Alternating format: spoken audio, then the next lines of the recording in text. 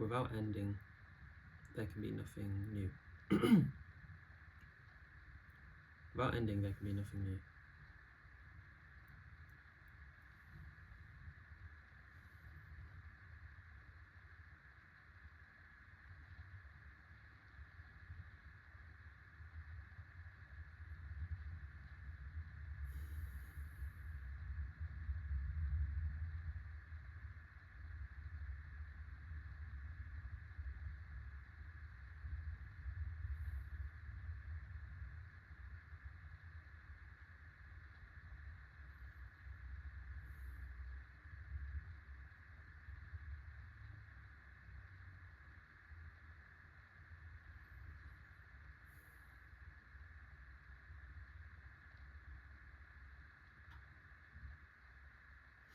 Sometimes in your life there's a very big reset that happens.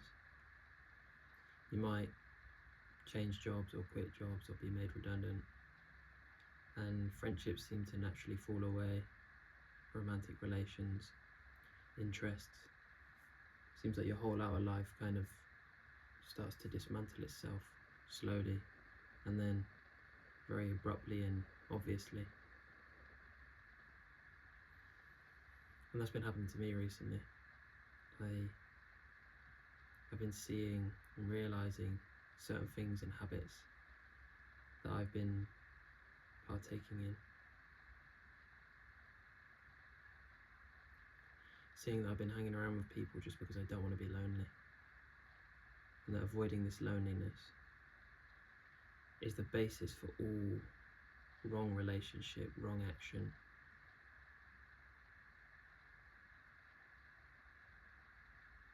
Putting resources into the wrong areas.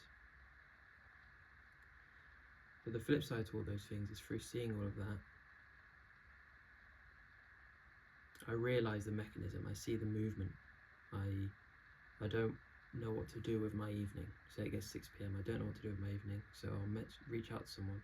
Not necessarily because I really want to, or it comes from my heart, but because there's just, what if I was to just sit here for the next 4 hours? There's nothing to do, because there's no interest to read or to create. Because all those things can be distractions on some level, you know, reading and writing and creating and doing our jobs. They're very necessary and good for us. But if we're honest, we can see that beyond a certain point, if we're not filling it with experience or, you know, entertainment or music, there's just this profound loneliness. It's like your body almost seizes up. And I've been sort of reflecting on all of that. Primarily this seeking of love and fulfillment through pleasure and intimacy, because there seems to be a lack of that. So then I go out seeking for it somewhere out in the world. And because of that, every single relationship I've ever had in a romantic sense has just fucked itself up. Because I don't feel that love or connection deeply within myself. When it goes to be sought for another, and then even that turns out to not give you what you need, you just can't do it anymore, because no one can fulfill you. And so yes, for this reason I've just stopped. I'm going to stop dating.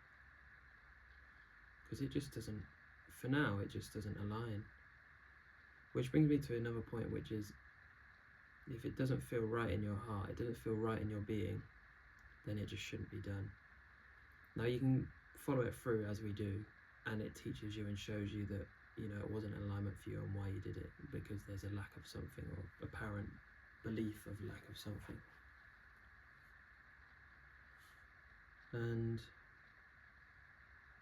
yeah, that also brings me to a point of like misalignment. It feels, really, if I'm honest with myself, although there's little glimmers of it every so often, you know, with creative things or making a video where there's some alignment, generally speaking, the whole of my life feels like it's in misalignment. And that brings me to this very big space of resistance, just resisting life, everything in it, everything within it, because it's like the mind's retracting into something it knows it can be somewhere else.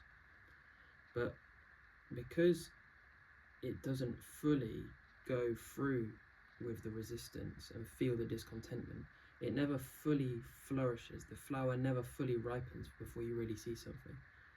You know, sometimes you may have had friends and they're in relationships, romantic relationships, and you see that it's fucked, right?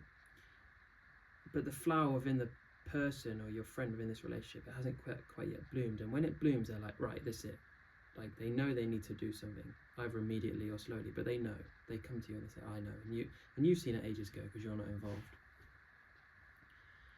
So this resistance has to be met.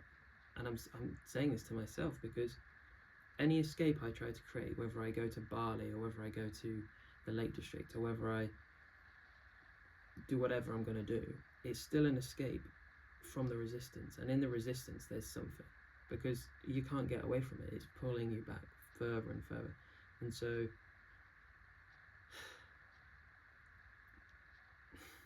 I don't even know what there's no escape. You have to go into the resistance of it. And it's scary, right? Like, I'll be honest, like, I avoid sitting with myself and distract myself all the time. I don't even enjoy the distractions, but just the idea, it's mainly just the idea of like sitting down with myself, knowing that there's nothing to come to do or to achieve, because that seems to just have fallen away, that need to achieve or to prove something, to be validated or to be loved from the outside seems to just disappear. So it needs to come. You see that nothing on the outside can bring you peace, happiness, love.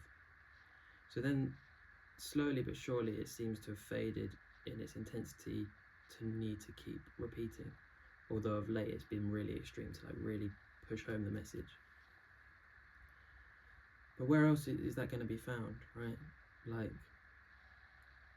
I've done all this reading about self-help, spirituality, freedom, financial freedom, all these things, but the truth is you're still completely empty within, right? This is the truth. Like, there's nothing.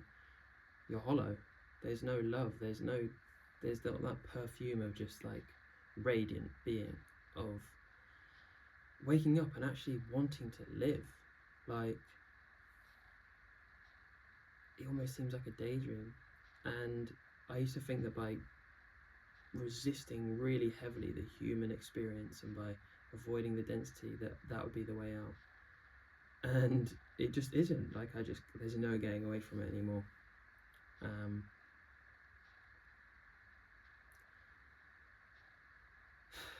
So yeah, it's like a land where, you know, books can't take you any further. You can't read another little morsel of motivational thing. You have to face that thing within yourself as to why it isn't happening, or what's blocking me from living the life I actually would like to lead, and how much longer am I going to put up with it?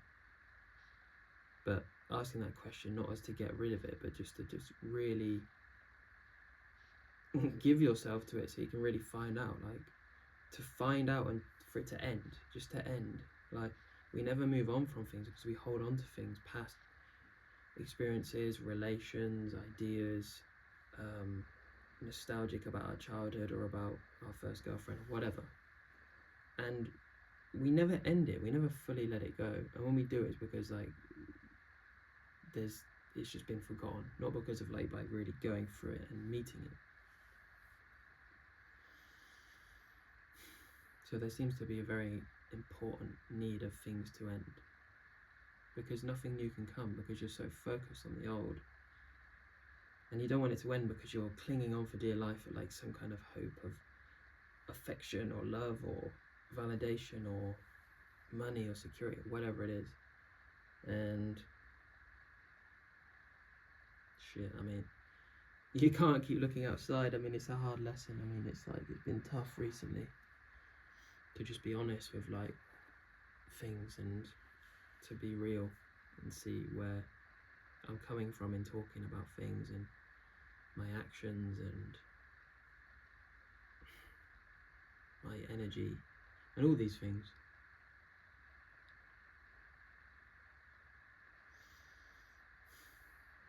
So yeah, that's kind of where I'm at the minute. Just wanted to share for me. So I hope that it is beneficial to you if you're listening as well. Ciao.